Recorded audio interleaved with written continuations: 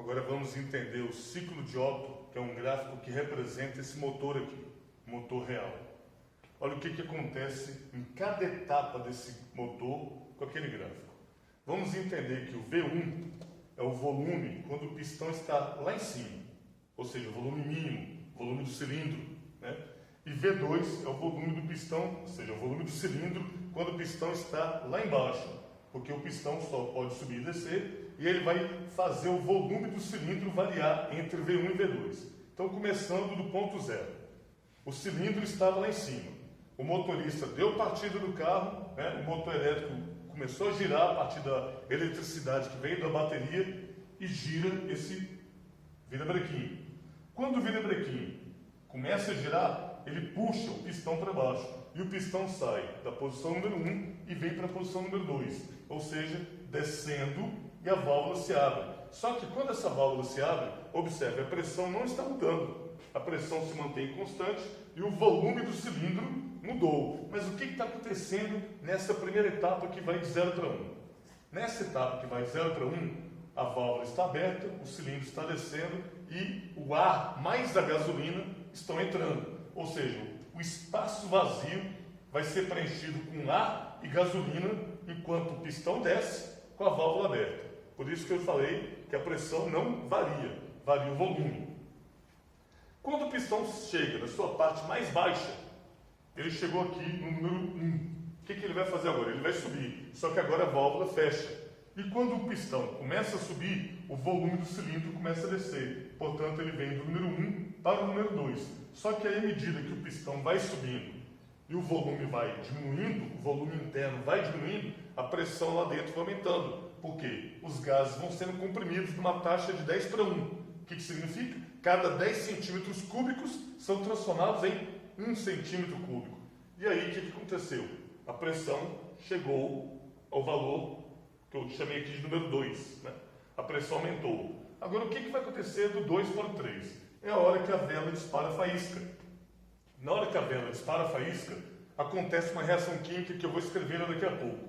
Na hora da reação química, os gases expandem, né? E a pressão faz o quê? Aumenta. Mas lembre-se, o pistão ainda está, ou seja, o volume aumenta, desculpa.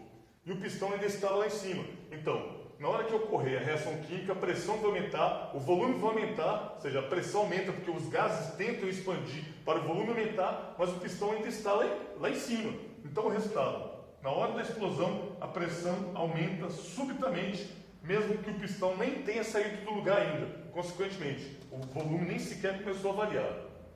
Depois da explosão, o que acontece? Com o aumento de pressão devido à formação de gases, o pistão vai ser empurrado para baixo. E na hora que o pistão é empurrado para baixo, ele sai da posição 3 e vem para a posição número 4. Ou seja, o volume aumenta e a pressão diminui. Certo? Só que o que sobrou após a explosão? Porque durante a explosão, logo em seguida, após a explosão, quando o pistão está descendo, o gás está fazendo força para empurrar o pistão para baixo, para ele poder movimentar o virabrequim e movimentar tudo até chegar na roda do carro. Ou seja, após a explosão, está sendo realizado o quê? Trabalho. Por quê? A própria explosão liberou o calor da gasolina, a energia interna que estava guardada nas moléculas da gasolina, que era energia química, foram transformadas agora em calor, e o calor, com a expansão dos gases, fez o pistão descer, empurrando, realizando o trabalho. Ou seja, na descida, como eu disse, o volume sai daqui e vem para cá, e a pressão diminui. Só que agora sobrou fumaça. Tem fumaça aqui dentro do pistão. Então, o que vai acontecer? Dentro do cilindro, desculpe. Tem fumaça dentro do cilindro. Portanto, o pistão está lá embaixo, porque ele desceu até chegar lá embaixo, e a válvula se abre. Na hora que a válvula se abre, a pressão subitamente cai e volta para a pressão inicial.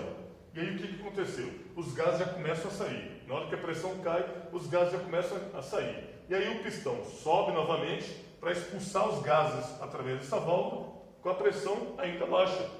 Veja que o volume agora começa a diminuir. Na hora que o pistão começa a descer, os gases começam a sair e ele sai dessa posição e volta para essa. Ou seja, volta para o início, onde vai começar tudo de novo. Então, no final da história é isso aqui. Um motor chamado de 4 tempos tem esse gráfico, porque ele tem que repetir isso aqui a cada 4 etapas. Então, vamos recapitular.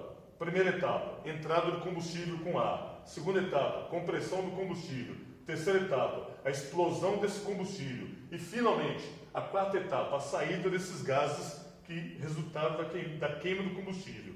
Mas o gráfico que representa tudo é isso aqui. Agora, outra coisa importante, que eu já expliquei em outra aula. O que representa a área do gráfico? Quando o gráfico é fechado, quando o gráfico é de um ciclo, a área representa isso aqui, ó. Trabalho. Tá? Portanto, a cada ciclo, a cada explosão, o motor realiza trabalho. E vão juntando os ciclos, que ele vai fazer vários ciclos por segundo. Você vai ter quantos joules ele fez por segundo de trabalho e, consequentemente, a potência dele em watts ou CV ou HP.